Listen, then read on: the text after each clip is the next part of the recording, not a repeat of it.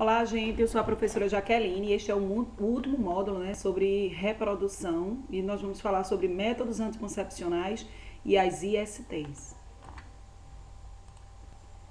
Primeiramente, vamos entender o conceito de métodos contraceptivos, que também pode ser chamado de métodos anticoncepcionais, né, que é bastante utilizado para se evitar uma gestação. São métodos que possibilitam o sexo, diminuindo o risco de gravidez. Como nós estamos vendo aqui, né? A camisinha feminina, a gente tem o DIU, o diafragma, que logo mais nós vamos falar sobre cada um deles. Vamos começar falando sobre as camisinhas, né? Nós temos aqui a camisinha feminina e a camisinha masculina, que além de evitar, né, uma gestação, ela também protege contra as ISTs. Esse é o método mais eficaz para se evitar as infecções sexualmente transmissíveis. A camisinha feminina, ela é um dispositivo, né, de plástico bem flexível, que se adapta bem na região da vagina, evitando, né, a entrada dos espermatozoides. A mesma coisa o sêmen, que vai ficar retido aqui na ponta da camisinha masculina, né, evitando que os espermatozoides consigam, né, penetrar no útero, né, e chegar até o ovócito secundário, causando assim a fertilização. O método de abstinência periódica também é conhecido como tabelinha, não é um método eficaz para se evitar uma gravidez, porque o ciclo menstrual ele pode modificar, né, e aí conceber uma gestação não desejada. Nesse caso aqui, vamos imaginar que a mulher ela menstruou do dia 1 até o dia 5 e conta-se 14 dias após esse primeiro dia da menstruação. Então, no dia 14, contando 3 dias antes e 3 dias depois, nós dizemos que nessa semana aqui, a mulher ela está nos seus dias férteis, quer dizer que ela evita a relação sexual nesses dias, né? Só tendo relações um pouco mais distantes dessa semana ou um pouco logo após a menstruação. Isso não é, né, lembrando que isso não é considerado um método eficaz. Os métodos hormonais, né, eles são à base de hormônio, estrogênio e progesterona, que acaba bloqueando essa quantidade de hormônio lançada, né, na corrente sanguínea a partir de medicamentos, vai, através do feedback, né, evitar o lançamento de LH, do hormônio luteinizante, evitando-se assim a ovulação. Então a gente tem a pílula anticoncepcional, a gente tem injeções, como vocês estão vendo aqui, adesivos transdérmicos que podem ser trocados semanalmente, né, e colocam os hormônios a partir através da pele. E nós temos a mini pílula, que só tem um tipo de hormônio para mulheres que têm problemas com esses métodos contraceptivos, né, à base de 2 ou mais hormônios. O DIU significa dispositivo intrauterino, ele tem esse formato aqui, ele tem um revestimento de cobre que tem a função de destruir os espermatozoides, certo? Impede que os espermatozoides também cheguem ao ovócito, porque ele fica nessa posição aqui, né? Os espermatozoides entram por aqui, então ele não tem como passar, já que o ovócito secundário ele vai estar aqui na tuba uterina, ou desse lado, né? Então ele vai ser bloqueado, e em caso de haver fecundação, o embrião ele não tem como descer para fazer a implantação no útero, porque também vai ter essa questão aqui do bloqueio. Se caso, né, em caso de suspeita de gravidez, ele não pode ser utilizado, né, câncer no útero e também algum sangramento de causa desconhecida. É preciso consultar um médico para poder fazer a utilização desse dispositivo. O diafragma é esse material aqui feito de borracha com esse arame ao redor, e ele vai ser colocado tampando, né, vetando o colo do útero. Aqui são os espermatozoides, eles são bloqueados, não conseguem passar, certo? Então, um método de barreira, ok? Só que ele é considerado menos eficiente que a pílula e o DIU. Por quê? Por 2 motivos. Ele tanto pode ser colocado de mau jeito, né, de maneira errada, e também ele pode se deslocar, né, ele pode sair do local aqui durante o ato sexual. Também existem as técnicas de esterilização, como é o caso do corte, né, feito nas tubas uterinas, e depois os cotos eles são amarrados. Aqui a gente tem, no caso do homem, né, a vasectomia, é cortado o canal deferente, então o homem ele vai ejacular de forma normal, apenas não vai conter os espermatozoides provenientes das gônadas, né, do testículo. Então, nesse caso aqui, a gente vai ter o líquido seminal, né, o sêmen, porém sem espermatozoides. A mesma coisa aqui, como vocês estão vendo, ó, o ovócito secundário, ele está aqui, mas os espermatozoides que estão subindo, eles não conseguem chegar até o ovócito secundário por conta deste corte. E agora nós vamos falar um pouco, né, sobre ISTs. Vamos conhecer algumas doenças de forma básica, de forma resumida. IST significa infecções sexualmente transmissíveis, em substituição à palavra doenças, né, que antigamente no lugar do I era doenças. Então, doenças sexualmente transmissíveis. Por quê?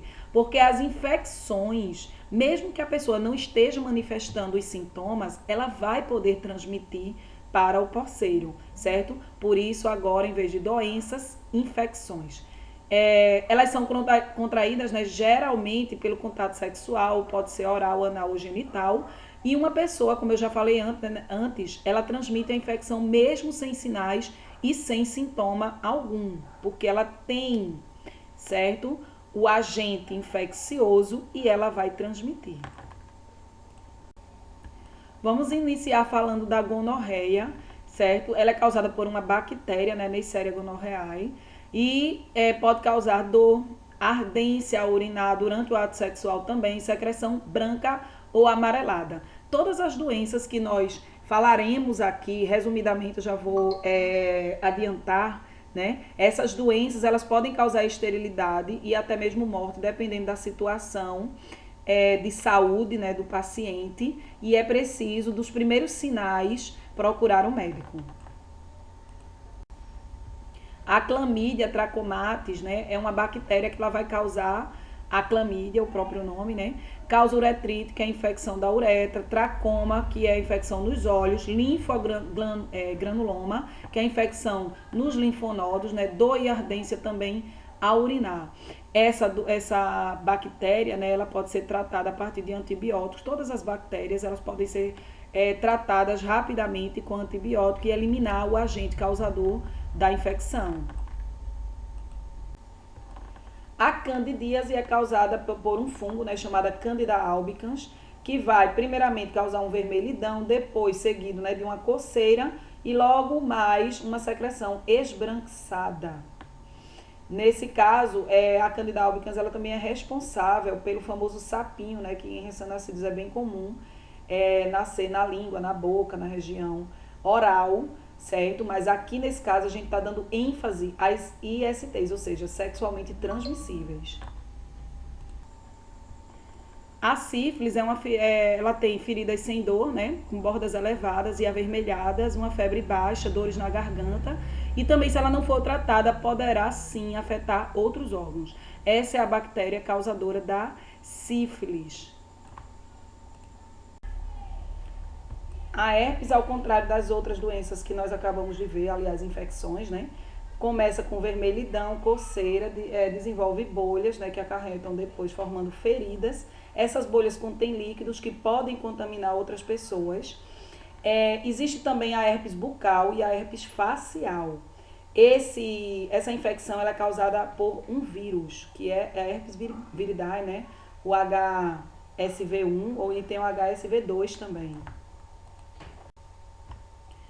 O HPV, né, é considerado vírus papilomavírus humano, certo? Também chamado de condiloma acuminado ou popularmente chamado de crista de galo, que é a formação dessas verrugas que podem ser retiradas, né, por procedimentos cirúrgicos. Deixa eu só lembrar que muitas dessas infecções elas podem ser evitadas a partir de vacinas tomadas, né, antes da contaminação. E no caso aqui nós vamos falar sobre a hepatite B. A hepatite B ela vai prejudicar as células do fígado. Ela vai começar com febre, ela vai ter dor, cansaço e principalmente, né, o ponto culminante aqui seria a icterícia, que é um amarelão resultante do acúmulo de pigmentos da bile, certo? Na face, no rosto, na pele em geral. A tricomoníase é causada por um protozoário, como vocês estão vendo aqui, né, o protozoário. Pode causar secreção branca ou amarelada com mau cheiro e também ardência ao urinar.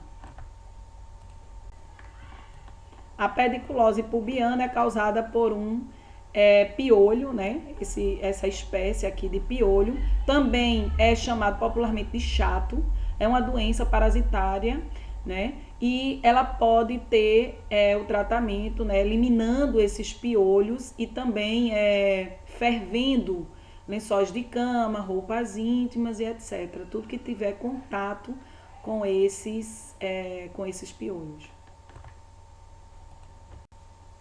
E para finalizar esses exemplos, né, sobre infecções sexualmente transmissíveis, nós temos a AIDS, né, que é a síndrome da imunodeficiência adquirida, ou causada, no caso, por HIV, que é o vírus, né, vírus da imunodeficiência. E o vírus, né, como vocês estão vendo aqui, o vírus HIV, ele tem uma proteína aqui ao redor, a GP120, que ela tem facilidade em se conectar com a proteína CD4 que nós temos ao redor do linfócito T4. O linfócito T4, gente, é uma célula de defesa importantíssima, certo? Do nosso sistema imunitário. E ela é prejudicada, ela é morta, certo? Por esse vírus, porque quando ele penetra, ele vai se multiplicar e causar destruição dessas células. E o nosso sistema imunitário, ele fica deficiente. Então, a pessoa que tem AIDS, ela vai ter uma série de infecções, porque não está tendo a defesa realmente como deveria acontecer. Então é isso, gente. Foca nos estudos, certo? Revisa esse conteúdo, explora mais, busca questões sobre vestibulares anteriores e boa sorte e ótima revisão.